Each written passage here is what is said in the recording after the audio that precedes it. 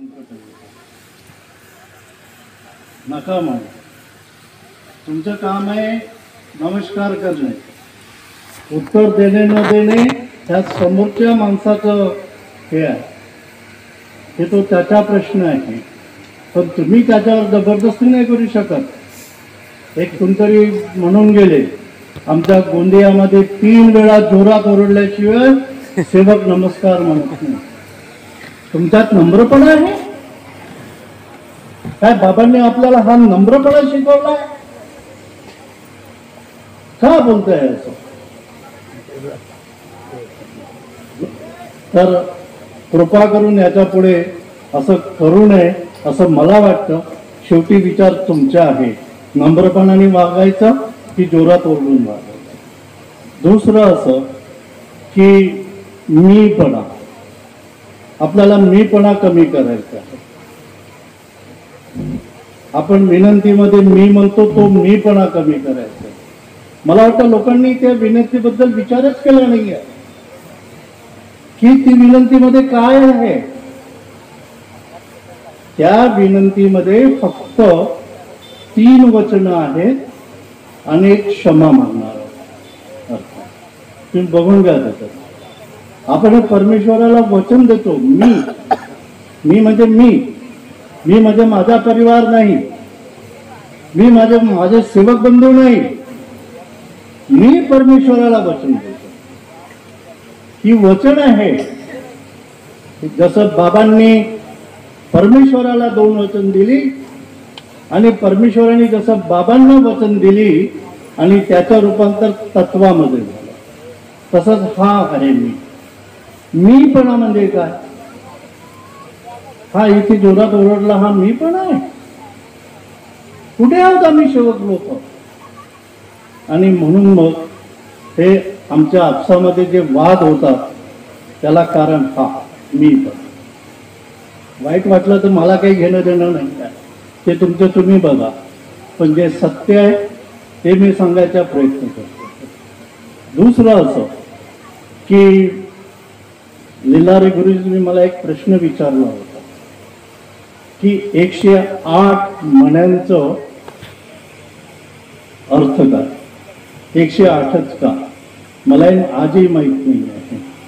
परंतु एका सेवकाने, ज्याचं नाव आहे सरनागत, उसरला या गावचा राहणारा आहे, कुठला नागेश सरनाग, हा नागेश उसरला, हे त्यांनी तो व्हिडिओ टाकला आहे की त्या माळेमध्ये 109 मणी असतात आणि हा 108 मणी बाबा म्हणे आणि 109 मणी म्हणजे मार्गदर्शक. तुम्ही कुठलं ज्ञान आहे?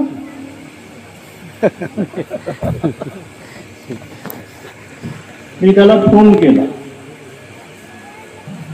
आणि सांगितलं, बाबा हे 109 चा जो मणी आहे तर त्याचं मला तुम्ही जरा सांगताय का? मला लक्षात नाही आलं तुम्हाला काय म्हणायचंय. अरे त्याच्याकडे माझा नंबर असावा. आणि त्याने लगेच सांगितलं. ते आपण बसलो होतो ना भास्कर लांडगेकडे, तेव्हा ते आले होते सोबत. तर म्हणे काकाजी मी तुम्हाला ओळखतो, तुमचं नाव आलं, नंबर आला माझ्याकडे. आता मला नाही मी त्याच्याकडे माझा नंबर कसा गेला. आज बरेच लोक काय इकडून तिकडून नंबर कनेक्ट करतात. मग त्याला माझं तू सांग तुझं म्हणायचा अर्थ काय आहे. तर त्यांनी सांगितलं की आमचे मार्गदर्शक सांगतात, ऐकून घ्या, आमचे वेळ झाला तर सांगले, लगेच बंद करीन अर्धवट नाही. हे अर्धवट असला तरी चालेल, तो वेळेचं बंधन पाळणार. ते त्यांनी सांगितलंय की हा 109वा मणी म्हणजे हा मार्गदर्शकाचा मणी. आमच्या गुरुजी, आमचे पहिले मार्गदर्शक, हा जो मणी आमचा पहिला मार्गदर्शक म्हणजे आमचे गुरु, आणि हा गुरु मणी आहे. मला डोक्यात कडे ना गुरु मणी हे कुठे सांगितलं तुम्हाला? कोणी सांगितलं का? असा अपप्रचार करताय. हा अपप्रचार आहे. त्याला समजून सांगितलं, बाबा असं नाही आहे, तो काहीतरी 2004-05चा सेवक आहे आणि त्यांनी खाप्यावरून ठावकर साहेबांच्या वडिलांकडून त्यांनी कार्य घेतलेले होते. त्यांनी मग नंतर सगळा परिचय दिला. सांगितलं, भाऊ हे सगळं तू व्हिडिओ बनवतोय, विचार करून बनव, उगीच असे फालतू व्हिडिओ बनवून सेवकांच्या मनामध्ये अळी निर्माण करा. तुमचा धंदा आहे, करा, पण नका करू. तसंच एक व्हिडिओ आला एका बाईचा. आता ती बाई आहे की मुलगी आहे मला नाही कळलं, मी त्याला कॉन्टॅक्ट नाही करू शकलो कारण मी वाचला आणि सोडून दिला. त्या बाईने काय केलं तर त्या बाईने त्या व्हिडिओमध्ये सांगितलं की सत्य, मर्यादा, प्रेम याची तुलना तेलाचा दिवा म्हणजे सत्य, अगरबत्ती म्हणजे मर्यादा आणि सापराची ज्योत लावतो ते प्रेम. हे तुम्हाला तुमचे मार्गदर्शक हे सांगतात कुठे? मला स्वतःलाच लाज वाटते की आपण या लोकांना मार्गदर्शक म्हणायचे की आणखी काही म्हणायचे कळत नाहीये. या मार्गदर्शक लोकांना काही बोलायला.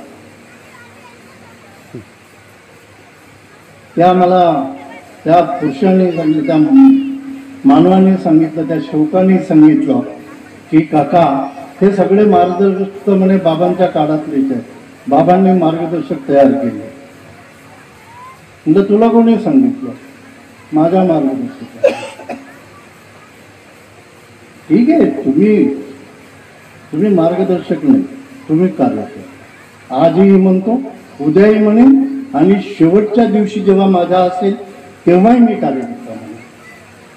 मी मार्गदर्शक म्हणणार नाही, कारण बाबांनी मार्गदर्शक बनवलेलंच नाही आहे. या मार्गाचे मार्गदर्शक फक्त आणि फक्त महान त्यागी बाबा जुमदेवजी, आणि हेच आपल्याला शेवटच्या दिवसापर्यंत घेऊन जायचं आहे. आणि आम्ही स्वतःला आमचं प्रमोशन करून घेतलं, आम्हाला मार्गदर्शक बनावं लागले, आमचे मन भटकली, आमचे विचार बदलले. आणि म्हणून आता सांगितलं बऱ्याच लोकांनी की आमच्या सेवकांमध्ये वाद का झाला. फक्त आमच्या सेवकांमध्ये वाद का झाला याचं आध्यात्मिक कारण कोणी विचार नाही करत. फक्त व्यवहारिक शब्दांचा विचार करतात. त्यांनी मला शिवी दिली, तो मला असा म्हणतो, तो मला असा म्हणतो. अरे पण त्याचा बाबांनी आम्हाला अध्यात्म शिकवलंय, तुम्ही त्या दृष्टिकोनातून विचार करा. आम्ही कुठे, तुम्ही कुठे. अशामुळे हे एवढं मात्र खरं आहे की याच्यामुळे बाबांची बदनामी नाही होणार, याच्यामुळे तुमची आणि आमची बदनामी होईल, हे लक्षात ठेवा. आणि म्हणून तुम्ही याच्या पुढे एकच लक्षात ठेवायचं की आम्हाला बाबांनी जे शिकवलंय तत्व, शब्द आणि नियम, त्याच्याच चाकोरीमध्ये राहा. माणूस आहो, आमच्या हातून चुका होतील, होणार आहे. आम्ही जर झाल्याच नसतं या मार्गात आलो म्हणून काय आमच्या हातून चुका होणार नाही असं जर कोणाचा समज आहे असेल तर तो गैरसमज आहे. तर तसं तुम्ही कुठलेही हे करू नका. मला वाटतं वेळ संपत आलेली आहे, त्याच्यामुळे मी इथेच थांबतोय. बऱ्याच गोष्टीच्या एक 2-3 तुम्हाला सांगतोय फक्त एका वाक्यात. डॉक्टर साहेब आले होते, त्यांनी स्पष्ट शब्दात आदेश दिलेले आहे, यांना माहिती आहे आणि आणखी काय आपण दोघं. त्यांनी सांगितलं षष्ठी ही श्रावणमध्ये षष्ठी, श्रावण महिन्यातली वद्य पक्षातली षष्ठीलाच षष्ठीचं हवन करावं. मग ती षष्ठी राखीपासून 5व्या दिवशी येऊ, 6व्या दिवशी येऊ की 7व्या दिवशी येऊ, त्याच्याशिवाय करू नका. आणि इथेच आमची फूट पडली. हे आध्यात्मिक कारण आहे. जी षष्ठी बाबांनी बदलवली त्याच्यामुळे बाबांवर दुःख आलं. आज आम्ही सेवक जर दोन जर षष्ठ्या करायला लागलो तर मला नाही की याचा परिणाम आज किंवा उद्या काय होईल हे मला नाही सांगता येईल. तर याचा विचार प्रत्येकाने करायचा. दुसरं, आपण जे श्राद्ध म्हणजे पुण्यतिथी ही पुण्यतिथी करतो ती कोणीही ना घरी ना सामूहिक कोणीही करू नये. आता त्याचं ते उदाहरण जर द्यायला लागलं तर आणखी मला 10 मिनिटं लागतील आणि हे भाऊ उभे आहेत माझ्याकडे. त्याच्यामुळे एकच लक्षात ठेवा, हे करू नका. आणि तिसरं, जे जनरल आव्हान होतं ते षष्टीच्या दिवसापासून 3 महिन्यांनी होतं. आता आम्ही फक्त 15 नोव्हेंबर घेतो. ते चुकीचे आहे, ते पण बदलावं लागेल. ही सगळी 3 आध्यात्मिक कारण आहेत ज्याच्यामुळे आम्हा सेवकांमध्ये जी फूट पडली आहे. आम्ही एकमेकाचे ऐकत नाही आहोत, आमची तोंड एकामेकाकडे बघवत नाही, उलट्या दिशेने आम्ही आमचे बघतो. तर म्हणून मी सगळ्या सेवकांना आणि इथे बसलेल्या महापुरुषांना सांगू इच्छितो की कमीत कमी हा मार्ग स्वीकारल्यानंतर तुम्ही आध्यात्मिक या दृष्टिकोनातून विचार करा, व्यवहारिकता या दृष्टिकोनातून विचार करू नका. इतकंच बोलून मी इथेच थांबतो. आपल्या सर्वांना माझा नमस्कार. मी एक अनुभव देणार आहे, जास्त काही बोलणार नाही. इस्रायलचा तो अनुभव आहे. आमच्या नागपूर शहराची गोष्ट आहे. एक अनेक परिवार, 2 मुलं, 1 मुलगी 1 मुलगा, पती पत्नी आणि 6 सासरे राहत होते.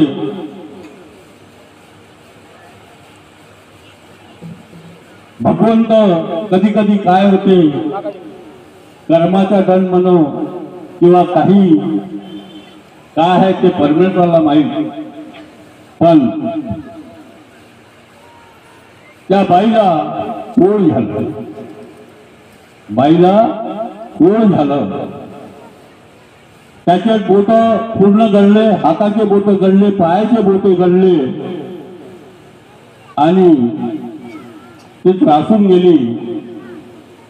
6 सासरे, मुलगा मुलगी, स्वतः पतिदेव त्याला घराच्या दुसऱ्या खोलीमध्ये टाकलं. कारण की याला कोळ आहे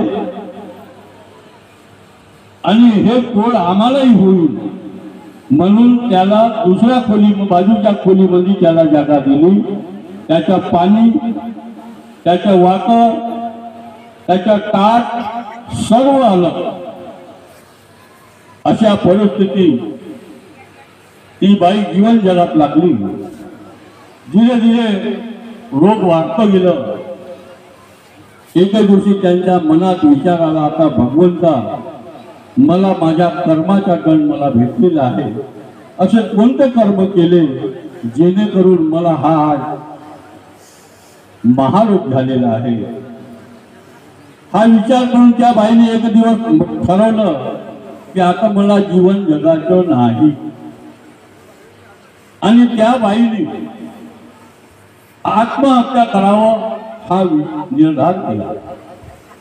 त्या बाईने आत्महत्या करावं हा निश्चय केला आणि विचार केला तर आपण मरावं कसं. त्याने विचार केलं की रेलगाडी रेलच्या पटरीमध्ये झोपून मी मरतो. आणि ती गेली, रेल्वे स्टेशनला गेली आणि पटरीमध्ये ती झोपली. ते आणि मनात विचार काय आणलं, जर रेलगाडी आली आणि माझ्या अंगातून गेली, एक हात कटला आणि एक पाव कटलं, अजून नाही गेली तर. त्या मनात भावना निर्माण आली, जर मी झोपलो पटरीमध्ये आणि रेल आली आणि एक हात कटला आणि एक पाव कटला नाही गेली तर. हा विचार त्या बाईच्या मनात आलं आणि तिथून ते उठले. दुसऱ्या दिवशी पुन्हा विचार केला की भगवंता मला मरायचं काय. त्याने विचार केला सामोर ट्रक येते आहे, आपण ट्रक मध्ये ऍक्सिडेंट होऊन मरून जाऊ. हा विचार केला, तेच क्रिया त्याने. पण पुन्हा त्याच्या मनात एकच विचार आलं की मी ट्रकामध्ये अगर ऍक्सिडेंट झालं माझं आणि एक हात कटलं एक पाव कटलं तर काय होईल. पुन्हा त्याच्या मनात तोच विचार आला. असा करता त्या कंटाळला तर कसं करावं भगवंत, मी मरण्याचे उपाय, पण माझ्या मनात हे खाऊन शिरत आहे, माझ्या मनात हे कल्पना खाबर येत आहे.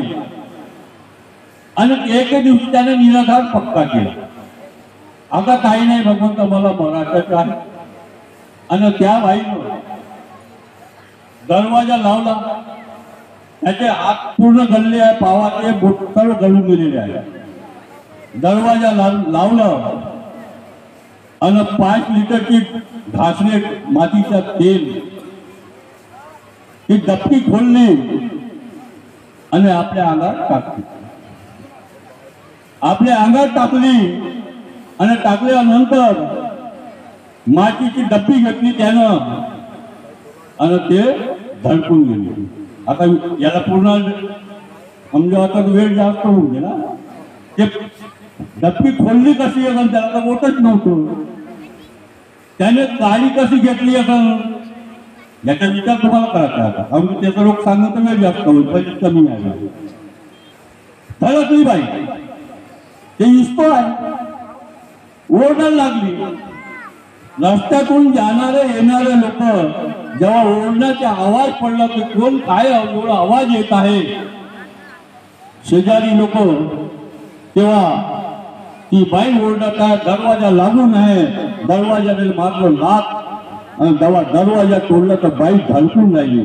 तुरंत त्याच्या अंगात चादरी टाकली, अंगामध्ये चादरी टाकली आणि त्याला मेवा हॉस्पिटल नागपूरमधून भरती केली. कमीत कमी ती बाई 1 वर्ष दवाखान्यात राहिली. अर्धा अंगाला पूर्ण झाला. हा डोळाही पलटून गेला त्याचा, अर्धा हिस्सा पूर्ण जळलेला आहे त्याचा, डोळा पलटून गेला. 1 वर्ष दवाखान्यात राहील मेवा हॉस्पिटल मध्ये. आणि विचार पडला आता त्याला सुट्टी झाली. आता विचार पडला आता कसं करू. बाई म्हणते समोर बर्डी स्टेशन आहे, रेल्वे स्टेशन. त्याने विचार केला भगवंता बाय मी मरण्याचा उपाय केलो, मी मेले नाही, आता सही आता याने घेऊन आता कुठे जाऊ, मी आत्महत्या करणार आणि करणार. ती बाई तिथून निघाली आणि विचार केला की त्या बर्डी रेल्वे स्टेशन रामलीला पूल आहे, इथून उडी मारायचो आणि मराठो. हा विचार त्याच्या मनात घेऊन ती बाई निघाली. काही कहावत है, जिसका कोई नहीं होता उसका कोई तो भी है. माझ्या बाबाला दया आली आणि बाबाने एक देवदूत पाठवलं. माझ्या बाबाला दया आली कारण की हा मार्ग अजूनही आपण समजलो नाही. इथं काय जनजागृती खूप जागृती झाली आहे. स्वतःच्या कर्माला विश्वास नाही, हा असा आणि तो तसा, हा प्रचार होऊन द्यायचा.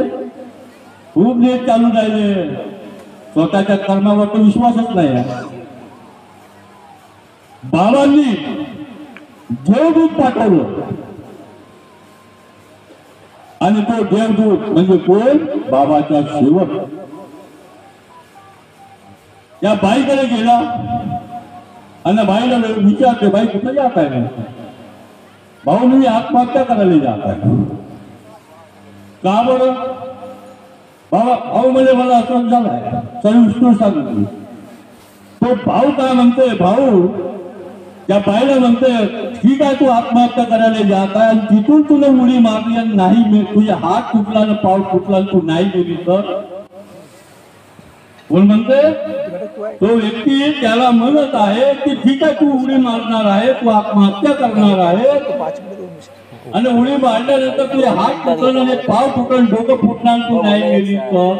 नागेशचा नंबर आहे का तुझ्याकडे? तेव्हा त्याला बाईला विचार पडला, हे शब्द तर माझे आहे तुला असं सांगितलं भाऊ, मी काय करू, मला दाजी मी काय करू आता. तेव्हा म्हणजे तुला खरोखर मराठी आहे का, खरोखर मराठी आहे का तुला, चाल माझ्यासोबत, तुला त्याने ते धंदे सुरू केले, व्हिडिओ बनवून टाकते खरोखर मरतील मला युट्यूबवर. चाल तुला मी. ठीक आहे, चांगला करते, पण त्या बाईनं तर्कसंगत पाहिजे. मार्गदर्शकाकडे आणलं लॉजिकल वडील असे सांग आणि मार्गदर्शकाकडे आणलं म्हणजे हा तुला मरणाच्या अनुभवातलं ते नाही मंत्र तुला देणार आहे, म्हणजे कशी तू मरणार आहे. सांगू शकत नाही. मार्गदर्शकाने विचारलं, म्हणू शकतो कोण आहे, कुठून आले, तुला आपली 60% म्हणून सांगत आहे, वेळ जास्त होऊन नये. परिसरातले माणसं सारी आपली सांगितली, पण यांचं नाव नाही सांगितलं. आपली सांगितल्यानंतर विचार पडला, आता बाई कुठं असेल तू, पतिदेवाच्या घरी जातच नाही म्हणे. आता बाईनं किरायचा रूम घेतलं. आता जीवन कशी जगतील बाई, त्याजवळ तर काहीच नाही, काहीच नाही आहे.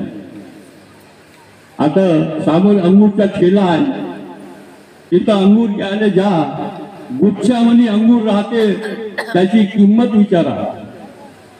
तो म्हणाल हे अंगूर किती रुपये किलो आहे, तर 120 रुपये. आणि फुलेवाले अंगूरची किंमत विचारा, तो काय म्हणते 60 रुपये. काय म्हणते 60 रुपये. गुच्छामध्ये अंगूर आहे, त्याची किंमत 120 रुपये, आणि फुले अंगूरची किंमत आताही विचारून घ्या, बाजारात जाऊ, त्याची किंमत 60 रुपये. मार्ग कसा अजूनही नाही समजलं. बोलायला चांगलं वाटतं सर्वांना, सर्व चांगलेच बोलते की कोण वाईट नाही, पण स्वतःच्या कर्मावर विश्वास जोड मांगणार. भगवान से मांग रहे मूर्ख, ये मानो के हाथ पर गिड़गिड़ा के क्या मिलने वाला है तुझे. तेव्हा त्या बाईला मार्गदर्शन केलं. आणि आता सांगितलं ना, आमच्या परिसरामध्ये सर्व सेवक आम्ही बोलवलं आणि बोलवून वर्गणी गोळा केली. वर्गणी गोळा केली आणि वर्गणी गोळा करून त्याला जे काही सामग्री साहित्य लागत आहे ते पूर्ण साहित्य दिलं. मग बाई आता तू काय करशील. बाई म्हणे मी डिझायनर आहे, पेटीकोट ब्लाऊज हे सर्व शिवतो मध्ये. मग त्या बाई करता उसाची शिलाई मशीन घेतली आणि बाईचे कार्य सुरू झालं. आता ही अशी बाई आहे, त्याला कोण कपडे देणार शिवाले. मी माझ्या पत्नीने म्हणलं त्या बाईकडे जा, 2 गणपती. सर्व सेवकांना आदेश दिलं की तुम्ही त्या बाईकडे, तुमच्याकडे झांपर आहे, हाय ठीक आहे ना, पेटीकोट आहे ना, तरी जा तुम्ही. मदत एकामेकाला करू शाह्य अवघे घरून सुपंत. हे तो शिकलच नाही, फक्त बाईकडे बोलणं येते. त्या बाईला अशी मदत केली. मात्र फक्त जसे जसे कार्य सुरू झाले तसे तसे बोट वापस आले. जसे जसे कार्य सुरू झाले तसे तसे बोट वापस आले. मात्र एका वर्षामध्ये बाईनं सोनबा नगर मध्ये, पारडी सोनबा नगर मध्ये 3 लाखचा प्लॉट घेतला. 600 स्क्वेअर फूटच्या 3 लाखाचा प्लॉट घेतला एका वर्षामध्ये. दुसऱ्या वर्षामध्ये ते बाईनं त्याचं बांधकाम केलं आणि नीचे दुकान ऊपर मकान.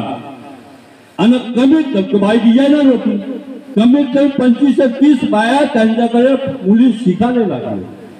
बाई जीवन आनंदाने जीवन जगायला लागले. इकडे दशा काय झाली, त्याचे पतिदेव, मुलं, मुलगा आणि सास ससुरे वांदे झाले खाल. मुलगाची आई म्हणते, अरे जाणारे म्हणते त्या महाराजीने बोलवून आण म्हणते. काय म्हणते सासू? ती महाराणी सुखाने खा काय म्हणे, आणि आम्हाला खायला अन्न नाही भेटत आहे म्हणे, ज्या त्याला घेऊन ये म्हणते, नाही तर आम्हाला त्यांच्याकडे ने म्हणते. पतिदेव म्हणते खरोखर येईल का आईचे? हो. काय म्हणते? हो. त्याला कसं विश्वास आहे? का म्हणते? हो ते येईल, जरी आम्ही काही केलं तरी ते आम्हाला ते अपनावणार आहे म्हणे. का बरं असं बोलत आहे आई? ती सासू का म्हणते? काऊन की ती बाबाच्या मार्गात आहे म्हणते. काय म्हणते सासू? का म्हणते? ती बाबाच्या मार्गात आहे. कितना बडा त्याने पाहिली पाहिजे. आणि आम्ही बाबांच्या नावावर भीक मागू राहिलो. वो ऐसा नहीं है, अरे तुम्हारे कर्म का आ गए. ती काय म्हणते? ती बाबाच्या मार्गात आहे, आणि ते मरता क्या नाही करता. पतिदेव आला आणि त्याला माफी मागत आहे. मला क्षमा करा, माफ करा आणि मला पदरी घ्या म्हणते.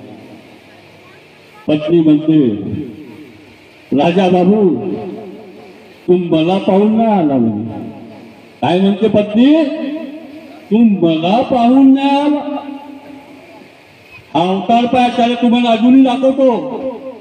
हा अवतार पाहून घे म्हणे. हा लहानचाही मुलगा मला भेटे म्हणे. माझा असा हा अवतार झालेला आहे, याला तू दापणार आहे. याच्यात काय राहिलं म्हणजे आता? हे मला पाहून नाही आलं म्हणे, हे पाहून आलं म्हणे. का मला पाहून नाही आलं? हे पाहून आलं म्हणे तुला. तरी पण म्हणे जर तुला माझ्या बाबाच्या मार्ग, माझ्या बाबाच्या शिकवणीवर तुला बसायचं आहे आणि माझ्या बाबाचा मार्ग तुला अपनावायचा असं तर दरवाजा खुला आहे. ये तुझं स्वागत आहे म्हणे. मरता क्या नाही करता. काय कशी ती पाहिजे असं एवढं सहन करूनही त्याने आपल्या पूर्ण परिवाराला जवळ घेतला. हा मानव धर्म आहे. आणि आम्ही कुठं जाऊन राहिलो म्हणून बाबा म्हणत एकच वेळी म्हणतो, बाबा बोले घर के अंदर उजाला और घर के बाहर उजाला. हा प्रश्न तुम्हाला आदरणीय मन आणि एवढे बसलेले सर्व ज्ञानी म्हणतो लोक बसले आहे. हा प्रश्न तुमच्याच करता आता कळवेल नाही माझ्या घेऊन सोडवण्याकरता. बाबा बोले घर के अंदर उजाला और घर के बाहर उजाला, और शेवट भाई तुझे लाइट लगाना है तो कहाँ लाइट लगाओगे ये आप आदरणीय मंच बताएगा और यहाँ बैठे सेवक बताएंगे. इतना ही बोलकर अपने वाणी को विराम देता हूँ. नमस्कार. की आम्हाला हा मानव धर्म मिळाला आणि बाबाने शेवटच्या सणापर्यंत या दुःखी मानवाचा विचार केला आणि ही दैवी शक्ती स्वतःच्या परिवारासाठी प्राप्त करून स्वतःच्या कुटुंबातलं दुःख दूर करून या जगामध्ये कितीतरी दुःखी मानव आहेत त्या दुःखी मानवापर्यंत ही परमेश्वरी कृपा पोचली पाहिजे म्हणून बाबांनी मिळून त्या संतांचा वापर करून खेडोपाडी जाऊन या मानव धर्माचा प्रसार आणि प्रचार निष्काम भावनेने केला. आम्हाला फुकटामध्ये मार्ग मिळाला. मार्ग फुकट आहे पण चोकट. बरेच मंचकार मार्गदर्शक मंडळींनी सांगितले आहे की या मानव धर्मासारखा धर्म जगामध्ये कुठेही नाही. आपण शोधूनही पाहण्याचा प्रयत्न केला तरी असा धर्म मिळणार नाही. असा सुंदर मानव धर्म बाबांनी आम्हाला दिलेला आहे. माझे वडील मगाशी शेरके साहेबांनी सांगितलं की एक व्यक्तीने सांगितलं की मार्गदर्शकाने गुरुमणी म्हणजे हा मार्गदर्शक. मी तर आपल्या हयातीमध्ये 47 वर्ष या मार्गामध्ये आणि वडिलांच्या सानिध्यामध्ये राहिलो. पण माझ्या वडिलांना मला माळाचं महत्व तर अजूनपर्यंत नाही सांगितलं. पण त्या शरणागत नावाच्या व्यक्तीला कसं सांगितलं मला त्याची माहिती. एक तर ऐकण्यात फरक झाला किंवा त्याच्या काहीतरी गडबड झाली. मी त्याला संध्याकाळी टच करणार आहे आणि ते सत्य काय त्या जाणून घेणार आहेत आणि ते गद्रे आपला शेरके साहेबाला मी सांगणार आहे. माझ्या वडिलांना आतापर्यंत मार्गदर्शन जेही काही केलं असेल बाबाच्या हयातीवर तेच मार्गदर्शन केलं. त्यानं आपलं जास्तीच्या कधीच कधी कोणाला सांगितलं नाही. इथं मार्गदर्शक मंडळ त्यांनाही माहित नसेल मलाही माहित नाही माळेचं महत्व. पण त्यालाच कसं सांगितलं तर मलाही माहित नाही. पण आता ते देवाघरी गेलेले आहेत मला काहीच माहित नसेल त्याच्या बाबतीत. परंतु मी त्याला विचारून सुद्धा त्याचा शहानिशा करणार आहे. असं मार्गदर्शन माझ्या वडिलांनी आतापर्यंत जीवनामध्ये कधी केलं नाही.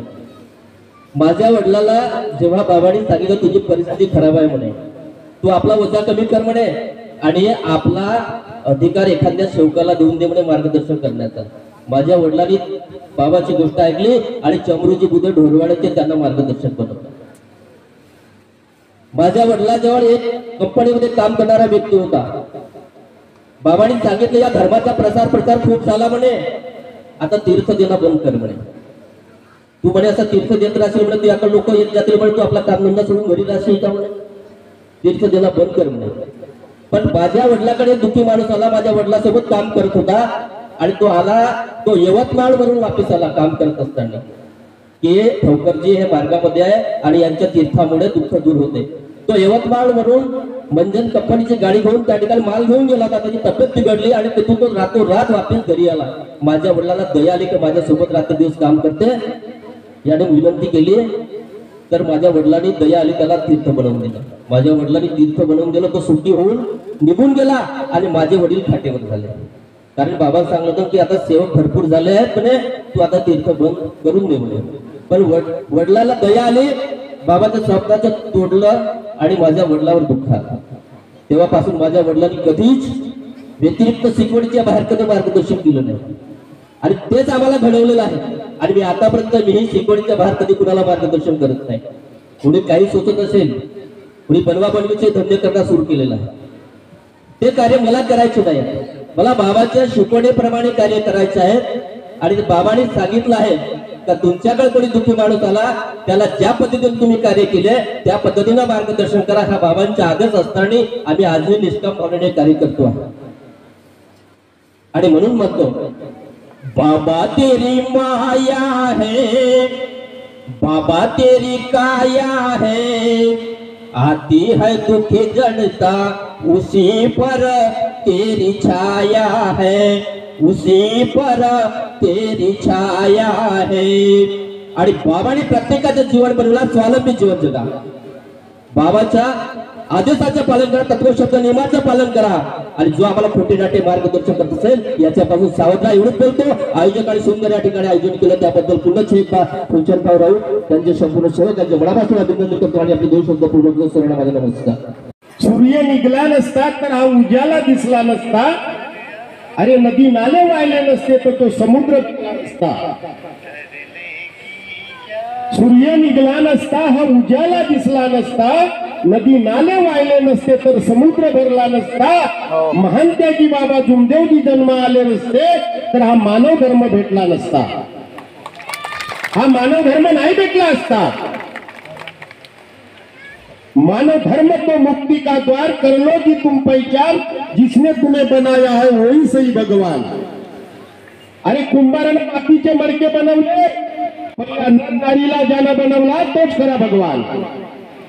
देवा देवा कोणा म्हणावे वर्म कडे ना गुरु किल्ली, देवा देवा कोणा म्हणावे वर्म कडे ना गुरु किल्ली, खरा देव तो वेगळा राहिला आणि दगड पाण्याशी गाठ पडली. खरा देव माझ्या बाबानं तुमच्यात माझ्यात सर्वात धावला आहे. पण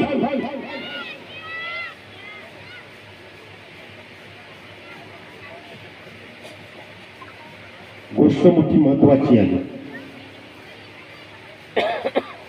आता राम जन्म याच्या पहिलं वाल्मिकानं रामायण लिहिला आणि राम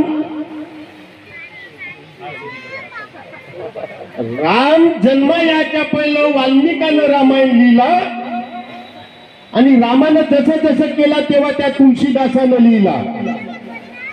बाबाने सांगितल्याप्रमाणे शेडकीजीनं मानव धर्म लिहिला आणि बाबा गेल्यानंतर आता दुसरा मानव धर्म तयार झाला. पुन्हा ऐकायचं कोणाचं? बालकदास दादा ठोकरने सांगितलं, बाबांनी सांगितलं माझ्या वडिलाला आता तीर्थ बनवून देऊ नका. माझ्या वडिलांना तीर्थ बनवून दिला तर आपत्ती आली. आदेश कोणाचं मानाचं? सृष्टीच्या होण्याचा जेव्हा विषय निघाला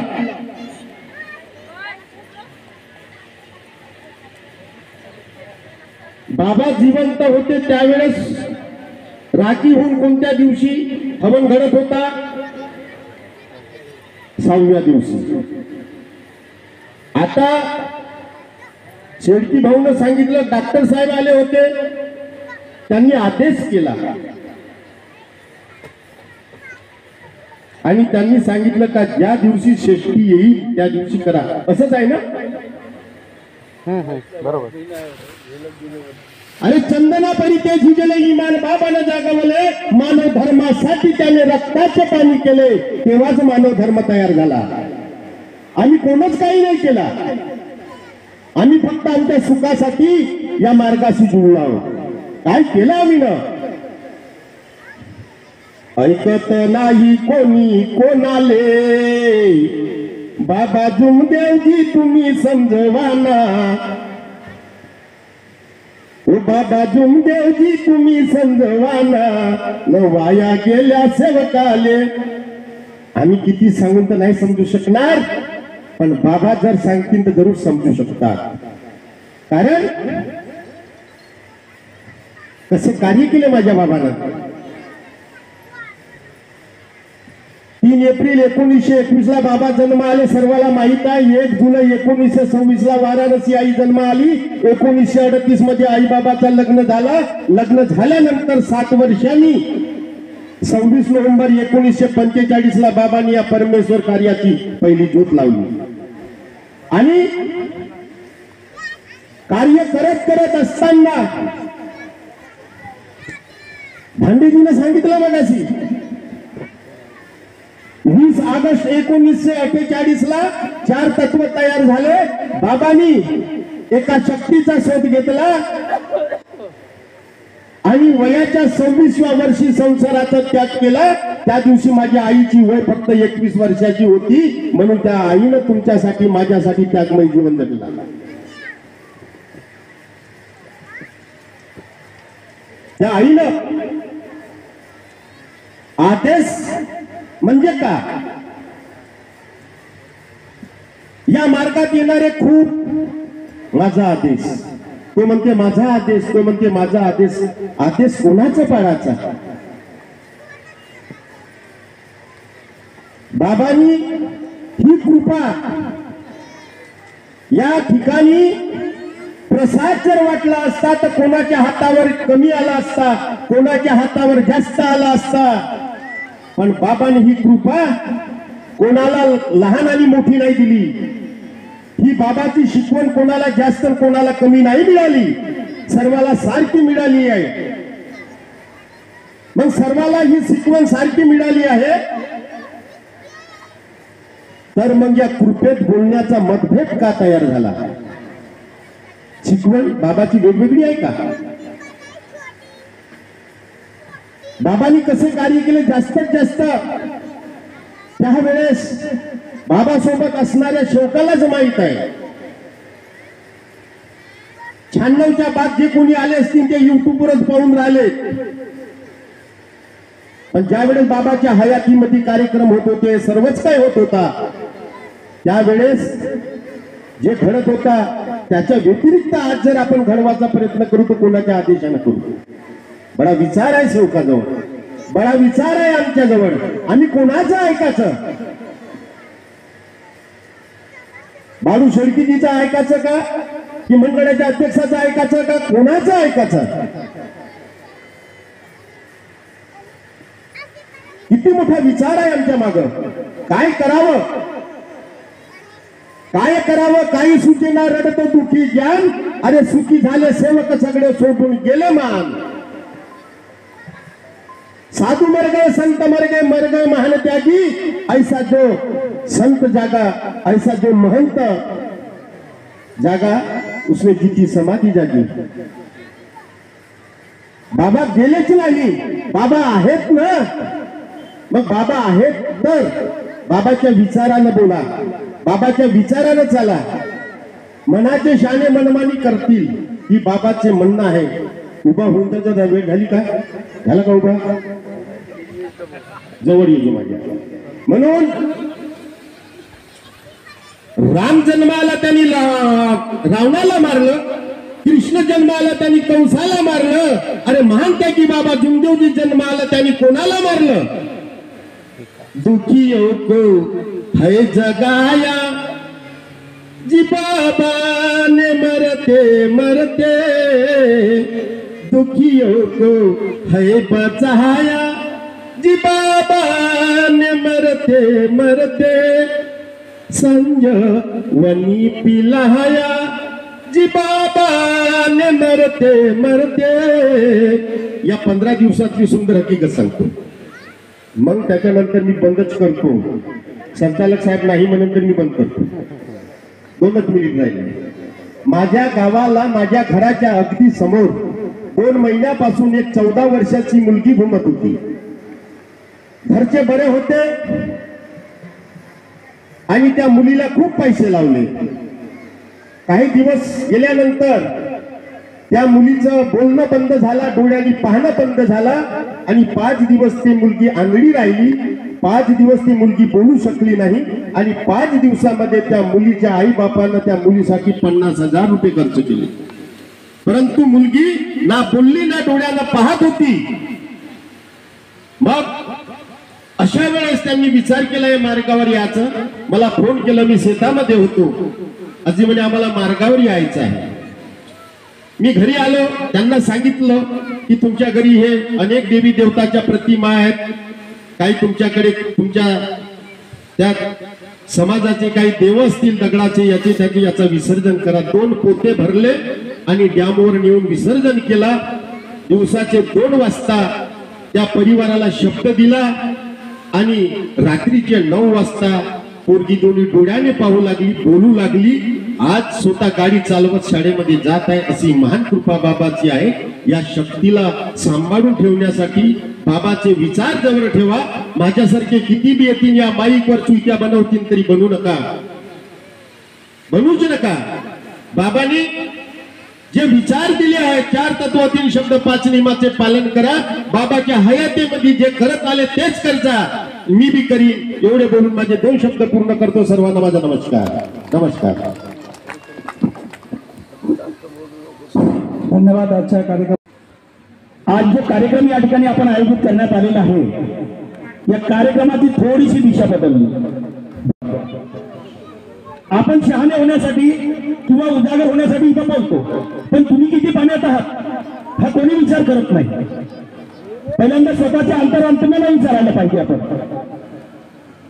की मी किती पाण्यामध्ये आहे, मी खरोखर बाबांच्या शिकवणीचं पालन करतो का, त्या तत्वशब्द नियमाला धरून वागतो का.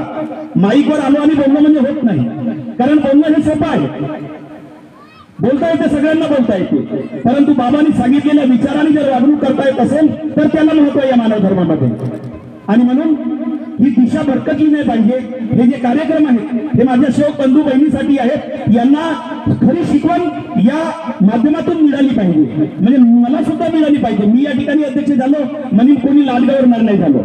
मला सुद्धा जे आदरणीय मंच आहे यांच्या माध्यमातून मला सुद्धा ती शिकवण मिळाली पाहिजे हे मला वाटते. आणि म्हणून मी हे बोलत आहोत. खरं म्हणजे या बोलण्यातून आज जे मार्गदर्शन झाले त्याच्यातून मला असं जाणवलं की प्रत्येक व्यक्तीला काही ना काही अहंकार आहे. आणि म्हणून धानेजीने जे सांगितलं महत्वाचं की मीपणा जोपर्यंत आपल्यातून निघत नाही हा तोपर्यंत सेवक जागृत होत नाही. आपण टीका करतो ना, तो टीका करण्याचाही प्रकार तो मीपणाचाच आहे. म्हणून तर आपल्यामध्ये दुसऱ्यावर टीका करण्याचं प्राबल्य निर्माण झालं ना. मी म्हणजे स्वतःला तो अजूनपर्यंत जागवला नाही, स्वतःची चूक दुरुस्त केला नाही, म्हणून दुसऱ्याकडे आपण बोट दाखवतो. जेव्हा आपण दुसऱ्याकडे एक बोट दाखवतो तेव्हा आपल्याकडे बाकीचे 4 बोट वळलेले असतात आणि ते सांगतात तू दुसऱ्याकडे एक बोट दाखवतोस, त्याच्यापेक्षा तर 4 पटीनं बदमाश तू आहेस ना. पण हे कोणी ओळखत नाही, अंतरात्म्याला कोणी ओळखत नाही, फक्त बोलायला पाहिजे आपल्याला. म्हणून माझी अशी विनंती राहील की या माईकवरून टीका न कर, टीका करू नये. त्यापेक्षा बाबांची शिकवण जेव्हा चांगले चांगले अनुभव लोकांना सांगा, त्याच्यातून काही चांगली शिकवण देता येईल असं मला वाटतं. या पृथ्वी तलावर प्रत्येक व्यक्ती जेव्हा जन्माला येतो तेव्हा जन्माला आल्यानंतर जन्म आणि मृत्यू याच्या मधात जे काही आपण वेळ घालवतो तो आपलं आयुष्य आहे. तो आयुष्य कसं गेलं पाहिजे. आता वेळ बदललेली आहे, प्रत्येक लोकांनी विचार करावा. वेळ बदललेली आहे, जमाना बदललेला आहे, आपण स्वतःही बदललेलो आहोत. तुम्ही विचार करा, आपण जेव्हा लहान होतो आणि लहान असताना एखादा पाहुणा जर आपल्या घरी आला आणि त्या पाहुण्याला जर आपण बस स्टँडवर सोडायला गेलो तर आपल्या डोळ्यामध्ये पाणी येत होता. पण आज काय फरक पडलेला आहे, आपण स्मशानामध्ये एखादी मय्यत जरी खांद्यावर घेऊन गेलो तर डोळ्यामध्ये पाणी येत नाही. ही वास्तविकता. कोण बदलला? आपण नावं ठेवतो दुसऱ्यांना. 10 रुपयाची नोट रस्त्यावर पडली असेल तर ती नोट उचलण्यासाठी 10 माणसं धावतात. पण एखादा म्हातारा मनुष्य जर त्या रस्त्यामध्ये पडला तर त्याला हसणारे 10 जण असतात, पण त्याला उचलायला कोणी जात नाही. आज या ठिकाणी नाटक आहे. नाटक पाहून लोक रडायला लागतात. नाटक पाहून लोक रडायला लागतात, पण एखादा रडणारा माणूस भेटला तर हा मोठा नाटक करते म्हणतात. म्हणजे वास्तविकतेला आपण नाकारत आहोत. वास्तविकतेला आपण नाकारत आहोत. जे खरं आहे त्याला आपण दुरावत आहोत आणि जे खोटं आहे त्याला जवळ करत आहोत. एखादा व्यक्ती एखाद्या कुटुंबामध्ये मरण पावला तर त्याचे कपडे, त्याचा बिस्तर, त्याचा चादर त्वरित पहिले बाहेर, याला बाहेर करतात, बाहेर काढतात. मेलेल्या व्यक्तीचे कपडे, त्यानं वापरलेले कपडे, त्याचे चादर, त्याचा बिस्तर सगळं बाहेर काढतात. पण त्यानं कमावलेली प्रॉपर्टी असेल, त्यानं घेतलेली शेती असेल, त्यांनी बांधलेला बंगला असेल, त्यानं कमावलेले पैसे असतील, त्यानं घेतलेला सोना नाणा असेल, तो एखाद्या तरी वेळेस बाहेर करता का? फक्त त्याचे कपडे, फक्त त्याचे कपडे बाहेर करता आणि त्याचा सोना नाणा, त्याचा पैसा आपला सप्पा अंदर नाही. एवढंच काय, एखादी बाई जर मरण पावली असेल तर त्या बाईच्या गळ्यामध्ये असलेला हार, तिच्या कानामध्ये असलेले जे काही असेल कानातलं दूध वगैरे, नाकात असेल गिधाडी, त्या गिधाडी जसं पिळतात ना एखाद्या जनावराला, त्या प्रमाणात ओढू ओढू ओढू ओढू काढतात. नाही, कुठे गेली आपली मानसिकता? कुठे गेली? आपणही बदलले आहोत म्हणून म्हणत आहोत. आपणही बदललो आहोत. आपण आपल्यावर टीका करा तेव्हा मी कुठे हे आपल्याला कळेल. नाही, एखादा माणूस मरायला असेल, मरायच्या फिकरीमध्ये तो त्या स्टेजवर आहे, तो असा करतो भेटतो. आणि त्यावेळेस एखाद्या नेते पाणी पाहते, त्याला असं एक चमचा घेतात, एक चम्मच त्याच्या तोंडामध्ये पाणी टाकते. मला ओळखलास का? मला ओळखलास? तो कसा करते? मग बालक भाऊ मला ओळखलं, मग बालक भाऊ म्हणते मला ओळखलं म्हणते, आहे ना? बरोबर आहे. लवकर मरत. कशी मानसिकता आहे? त्याला तिकडची लिंक लागली आहे, त्याला तिथली लिंक लागली आहे. आणि आपण म्हणतो मला ओळखलं, कायचं ओळखलं? त्याला भगवंताला ओळखलं नाही. आता त्यानं भगवंताला ओळखलं नाही. ही जी वेळ आहे, ही वेळ चांगलं कार्य करण्याची वेळ आहे, त्यावेळेस नाही करत. ही जी संधी मिळालेली आपल्याला, भाऊ 5 बाकी उभा होते ते 5 बाकी आहेत. घ्या 5 मिनिट, 5 बाकी आहेत. 5 मिनिट मी सांगतो तुम्हाला, सांगतो घ्या.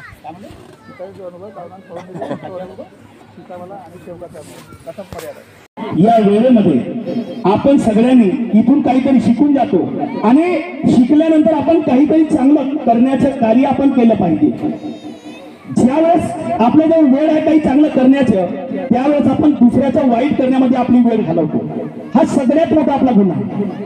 मी याचा एक दृष्टांत सांगतो आहे. भाऊंची डिमांड दुसरी आहे. एक समोर बसलेले दादा, तू मगाशी सांगितलं की एक अनुभव ध्यान म्हणून कुठलं तरी आहे ना, तुमचंच आहे ना, तुम्ही सांगितलं होतं.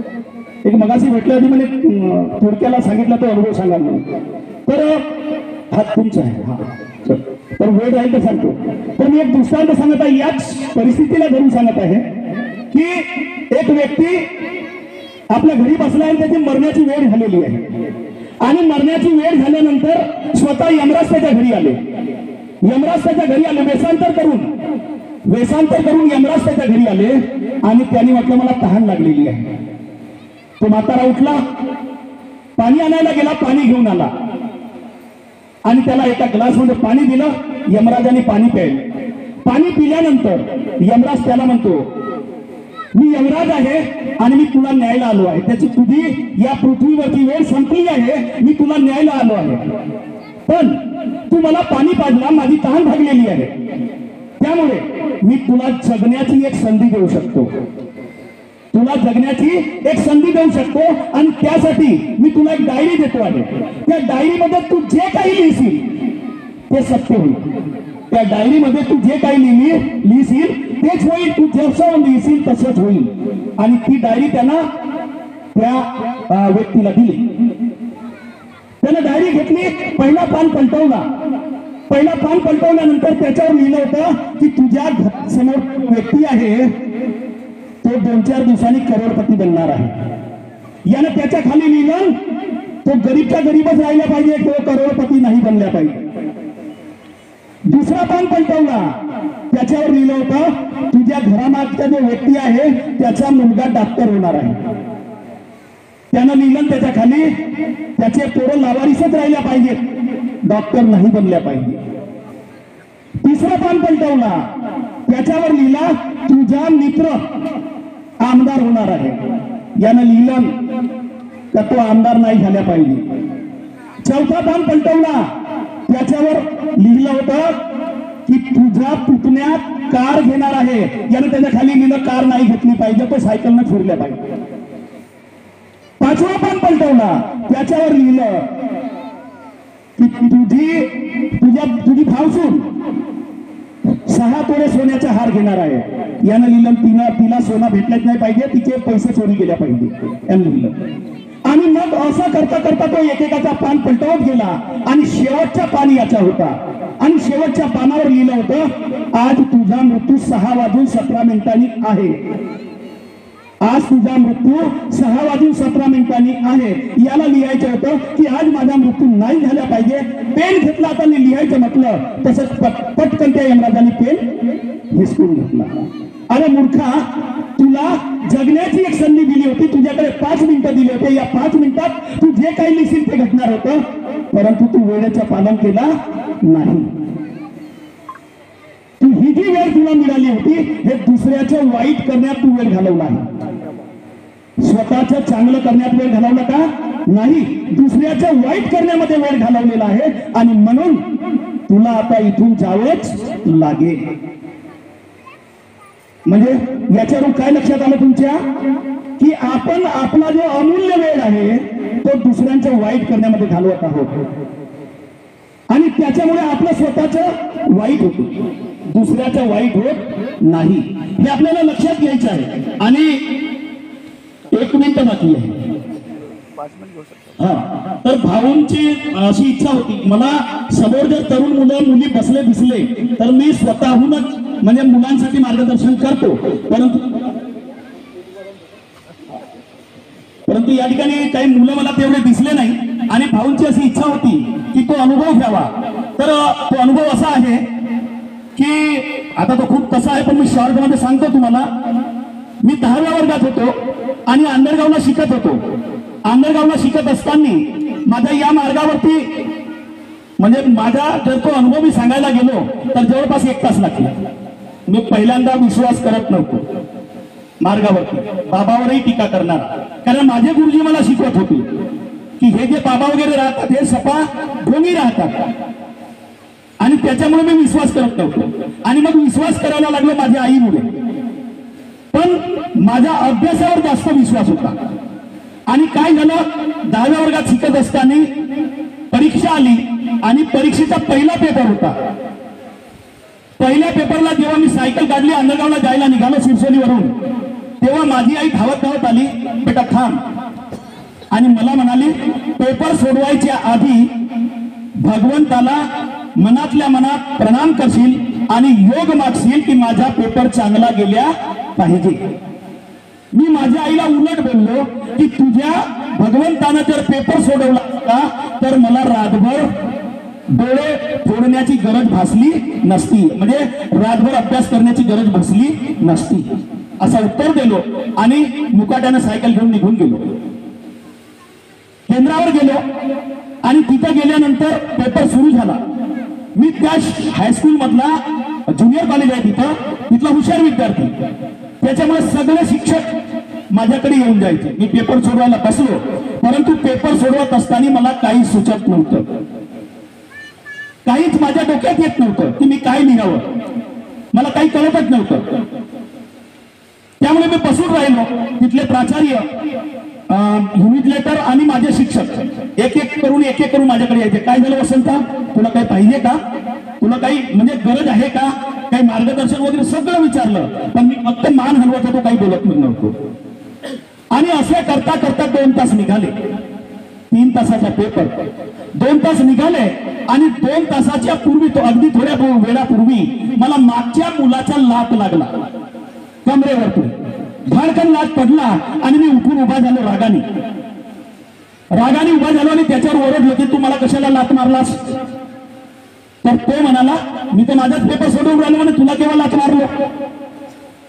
आता युनिट लेटर आला तिकडून, काय झालं म्हणे सर यांनी मला लात मारला. अरे म्हणे मी तिथं बसून पाहून राहिलो, तू आपला पेपर सोडून राहिला म्हणे, तुला केव्हा लात मारले म्हणे त्यानं. एक तर म्हणे मगापासून तुला विचारून राहिलो म्हणे की तुला काय पाहिजे का, तू पेपर का सोडवत नाही, तू काही बोलच नाही म्हणे. आणि त्याला तो पेपर सोडवून राहिला आणि त्याला तू म्हणून राहिला म्हणे की त्याने लात मारला. मी गप्प झालो. तुला इथं पेपर सोडवायचं असेल तर सोडव म्हणे, आणि नाही सोडवायचं असेल तर निघून जा म्हणे. मी गप्प होऊन खाली बसलो आणि खाली बसल्यानंतर मला आईचे शब्द आठवले की माझ्या आईने काय सांगितलं की बेटा पेपर सोडवायच्या आधी प्रणाम करशील आणि भगवंताला योग मागशील, माझा पेपर चांगल्या गेल्या पाहिजे. मला करून पाहतो म्हणून भगवंताला प्रणाम केला आणि प्रणाम करून भगवंताला योग मागितला की माझ्या आईचे शब्द मी मोडले, मर्यादा तोडली, मी चुकलो, याची मला क्षमा करा. माझा पेपर सोडवण्यासाठी 1 तास बाकी आहे, या 1 तासामध्ये माझा पेपर चांगला गेल्या पाहिजे. योग मागितला आणि तुम्हाला सांगतो जेव्हा रिझल्ट आला त्या काळामध्ये डीटी मिळायची. त्या 1 तास पेपर सोडवलं, मला त्यावेळेस त्या पेपरमध्ये डीटी मिळाली. म्हणून प्रत्येक विद्यार्थ्यांनी भगवंताला समोर ठेवून अभ्यास करायचा आहे. म्हणजे जोपर्यंत आपण प्रणाम करायचा, भगवंताला योग मागायचा की मी जे काही वाचत आहे तो माझ्या लक्षात राहिला पाहिजे. पेपर सोडवताना सुद्धा भगवंताला आपल्या सोबत घेऊन जा. भगवंताला सांगा की मी जे पेपर सोडवत आहे तो चांगल्या पद्धतीने सोडवला पाहिजे. मी कसा घडलो, माझी मुलगी कशी घडली, माझा मुलगा कसा घडत आहे, आता हे सगळं मी आता सांगितलं असतं, परंतु या ठिकाणी वेळ कमी आहे. आणि म्हणून तुम्हाला सांगतो की प्रत्येकाने वेळ अभ्यासाचा ध्यास समोर ठेवा, परमेश्वराला पुढे ठेवा आणि त्यांना समोर ठेवून अभ्यासाला सुरुवात करा. तुमचा आयुष्य चांगला गेल्याशिवाय राहणार नाही, हा माझा विश्वास आहे. आपण या ठिकाणी मला बोलावलं आणि मान सन्मान केला, अध्यक्षाचा पद दिला.